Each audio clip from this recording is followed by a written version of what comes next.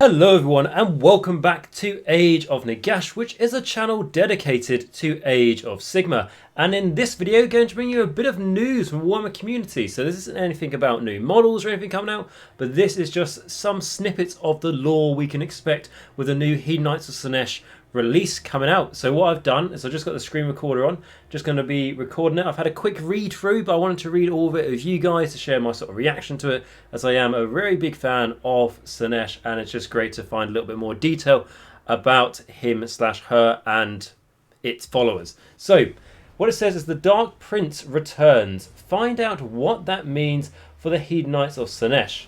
So you've seen the new Hedonites of Slaanesh models, you've read the Broken Realms Marathi, haven't you? And if not, check it out or it's turning to buy a book, blah blah blah. By now, it's painfully obvious there are some big things coming for the followers of the Dark Prince. The Hedonites of Slaanesh Battle Tome is up for pre-order later this month, and we wanted to give you a mouth-watering appetizer of the book, stuffed as it is with sights and stories unlike any other you've seen and read before, and a muse bouquet of imagery and a horse don't know what that word is, of tantalizing lore. So let's dig in. So who are the Hedonites of Slaanesh? So I've already done a video on that, but let's hear what they said, shall we? So the god of depravity was imprisoned long ago by some of the most powerful beings in the mortal realms, essentially kind of the elven gods. In his absence, the mortal followers of Slaanesh have been fractured into various groups, each with a different goal.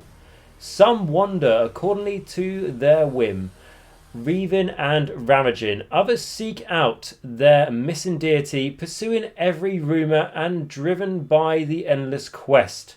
A few even desire to take a seat in Slaanesh's empty throne. Just going to say that's a massive mistake when he comes back, and become a god in his stead. What unites them all, though, is the thrill of excess. And what I just want to say is, like, we've seen this picture here, but like this is a new picture that's came out today. Absolutely fantastic art we can see here, and there's some more we'll get to in a moment. But like, I'm really liking this. It's really cool, and it's always nice to see the dead Lumineth Realm Lords there, surely in their rightful place. So going on to what it says next, it says when they march to war, their focus is given over to the wealth of stimulation the battlefield has to offer. These warriors savour the delicious sensations of pain, terror, hope and bloodlust, both their own and that of their enemies. They endeavour to reshape the realms into an endless dark paradise, rich with a million forms of debauchery and overindulgence. And then the nature of Slaanesh. So the most insidious of the Chaos Gods embodies the dark fate born from obsession. Slaanesh's temptations are impossibly subtle. A fondness for fine exotic cuisine. A shameful habit hidden from prying eyes. A swelling pride in one's own martial skill. Yet they all lead inexorably to the same place. So it's all talking about how, you know, you can start off with little innocent things, like I said, like it could even be you enjoy, if you live in a city of Sigmar, you enjoy your walk around the block every night. Let's just say you have a very long job, and that's just one piece of your own time and something you enjoy, just a walk around a block, right? But you could maybe start to like it a little bit more and everything like that, and then it can ultimately build up as an obsession of walking. Like, it just shows how extreme it can be. Or it can be like if you're a handgunner, as an example, and you're happy with your your skill at shooting, obviously, and then you start chasing that to the point of obsession, and then, you know, Slaanesh gets its grubby little claws into you. So that really shows how it can do that. It then says the Dark Prince does not force his way into your heart, nor does he manipulate you through schemes and plans. Rather, an obsession nestles intimately within one's soul, spreading sickly sweet corruption until you are all too eager to doom yourself. It's really good. I talked about this more, like I said, when I did lore video for the Slaves Darkness, and also when I did why I play Hedonites of Slaanesh. So I really like this, and it's one of the main things that really draws me to Slaanesh. It's not as blunt obvious as you know, Khorne just being complete bloodlust, Tzeentch being all about change and trickery and magic, and the Nurgle all about being disease and rot and everything. Slaanesh is very it just like, if the Chaos Gods were in, like our reality, Slaanesh would be the dominant one in how our society works, and I just think it's really, really cool. So then going on to the next bit, it says a host resurgence. So though imprisoned and bound by, and sorry, just to say, cut in there, how cool is this artwork? This unit is obviously going to be my favourite coming out. I just think they've done a fantastic job on the Seekers. I've mentioned this before, and the Riders as well, and it really fits my it really fits my Greek mythological theme. I know it's got like some sort of Persian influence and stuff as well, but I've got that sort of crest we can see in that guy's helmet on practically all my models, so I'm very much looking forward to adding these to my army at some point. So anyway, let me get back to it, but amazing artwork and really liking where they're going. So host resurgence. So though imprisoned and bound by potent magic, Slaanesh was far from idle. Little by little he found ways to weaken and break the chains that bound him, keeping his growing strength a secret to all.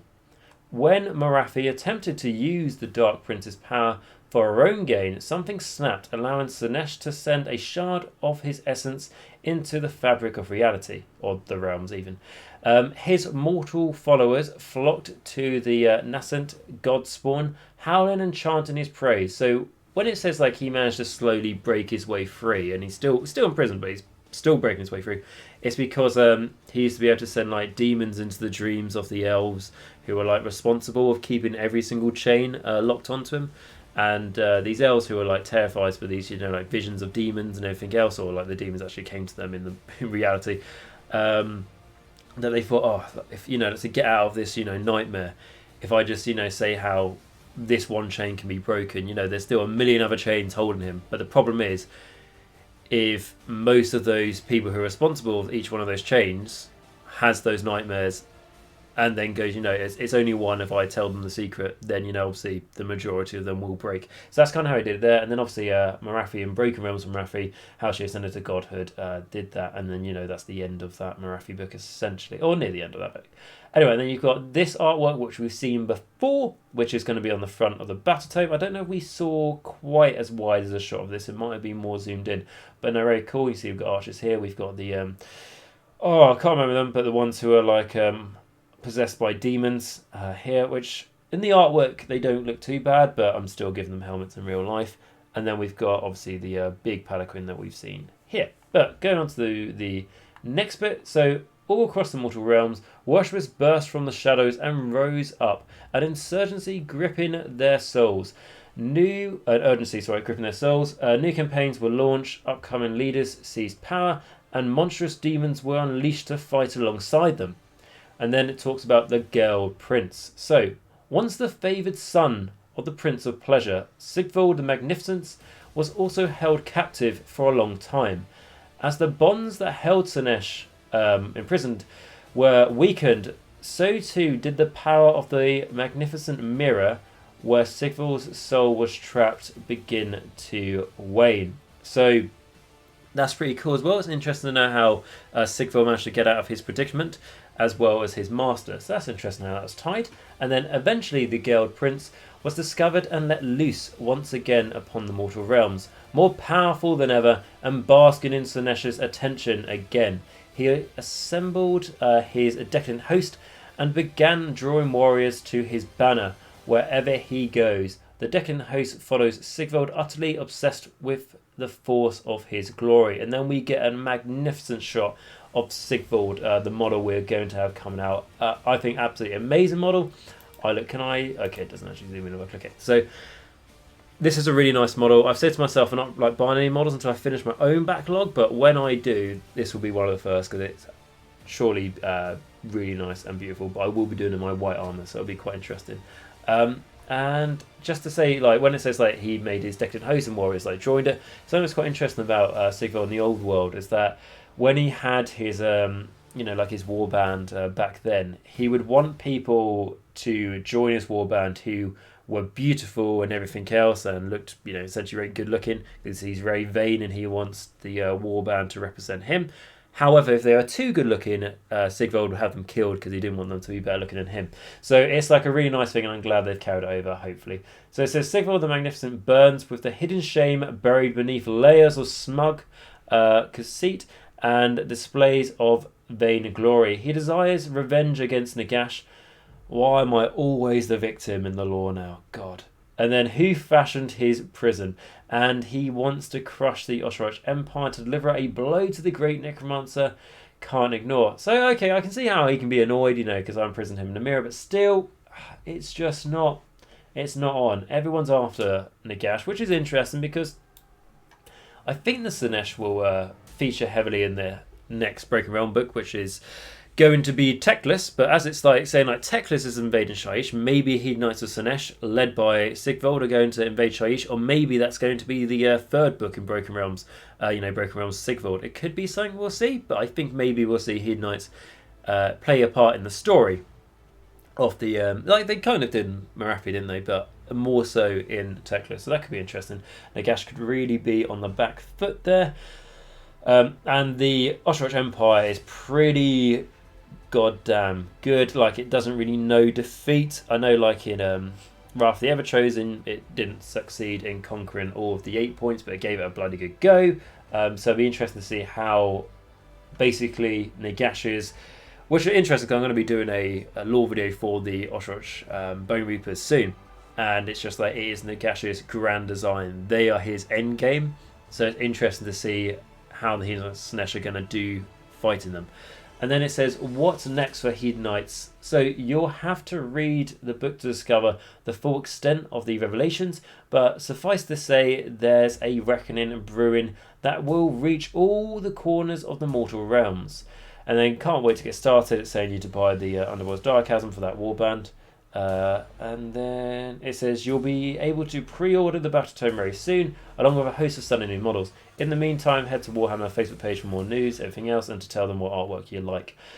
So, with this, I just want to say when I think the release date will be. I think it will be, if I just remind myself quickly what are the times. Oh, yep, I reckon we're looking around Valentine's Day for the pre-order, just because Games Workshop will probably do a really cringy video of how it's Slaanesh, Valentine's, that sort of thing. I think so. About 2 weeks, I reckon we could see, but I could be wrong. But I just think they will tie it into that, because it's something they would do. So yeah, that's really cool. So yeah, like I said, in this video, I just wanted to read out this article to you and give you my sort of thoughts on it, because I'm excited for the Slaanesh release. I know you guys liked it when I covered some news. I know that this is lore, so it may not be exactly what you're after, but I just thought it would be worth covering, and I'm really interested to hear what you guys think about it. So if you've got any thoughts, or like you're excited to start collecting Slaanesh, or you're excited to start fighting the new Slaanesh models, let me know down in the comments. It'd be great to hear your thoughts as well of about this release and about the little snippets of the story got here. I honestly still can't get over like just how cool this bit of artwork is. I really, really like it. But no, I am excited as well. It's with the Hedonites of Slaanesh, I will definitely get the book, because I can use all my converted Slaanesh Slaves of Darkness in that book. Hopefully it will still be able to do that. They still allowed it with Zeech last year, so I'm thinking they will do it this year. And yeah, it'll all be good fun. And then eventually start adding in some of the new lovely models coming, especially those Seekers and Sigvald. And the, I can't remember them, but they were nicknamed Pain Executioners, which are like the guys who are with the shields. You know, one of the first ones they showed with the helmets, the really, really nice models that showed off with the opposite way to build this kit here with the Possessed. But anyway, so like I say, guys, I really hope you enjoyed that video. And I just hope that you enjoy the articles. I think it was very interesting to see. And hopefully we'll start getting those, what do you call it? Like the previews they do are showing us like a little hints of what the lore and stuff will be. Because I think they will do that either next week or the week after. It will essentially just be the week before the pre-order to try and get you excited. And I think Slaanesh, in all honesty, will be strong in the game, but not broken. Because if it's broken, then haven't learned their mistake from last time they did it, which this whole book being re-released, because it's only like a few years old, is the whole point, because when they first released it was broken. So no, it's exciting to see. I'm much more interested in the mortal side of things rather than the demons. They're much more relatable, and yeah, all good. So anyway, with that, as you saw, I brought up my patrons now. So I just want to do a massive shout out to my patrons. So it's going to be my Morgasts, which are Sandback and Johnathan H, and Filq, Bleed Red, my Vampires, which are Mir, Martin S, Rouse321 and David A, and my Necromancers, which is Jacq.l, RadiationRiley, AW77, Dice Sagas, WolfNick, Michal W, Quad, Cranky Wombat and Chrissy. Guys, because of you, as I always say this, you keep the channel going with your support. You really justified to me that it's worth me spending all much time going into it. So I really can't appreciate and say thank you to you enough. What I will say though is if anyone wants to become a Patreon, there will be a link to it in the description down below, and even if you just give something like $1 a month, guys, it really goes towards keeping the channel going. And I'm now doing things like polls and stuff on Patreon just to give you like a little extra thing as well, rather than just shout outs and stuff. You actually get to decide on future content that I make on this channel.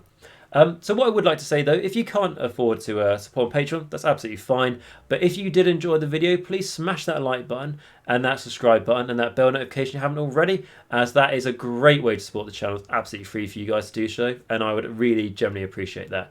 So anyway, that's pretty much all I wanted to say. So until next time, guys, thank you very much for watching this video. I hope, like I say, you're excited as I am. If you would like me to cover more inevitable like little snippets of lore articles and stuff they do on Warhammer Community, let me know that as well, because as always, if certain videos aren't popular, I don't really revisit them, just because there's no real point for me to put in the like I said, the time and effort into covering a subject if not really people interested. So let me know by pressing that like button, and obviously if you didn't like it, let me know in the comments. So until next time, guys, remember to stay safe, stay hygienic, everything like that, wear a mask, wash your hands, so we can all start gaming again soon, and of course remember, until next time, more importantly, that Nagash is all, and all is one in Nagash.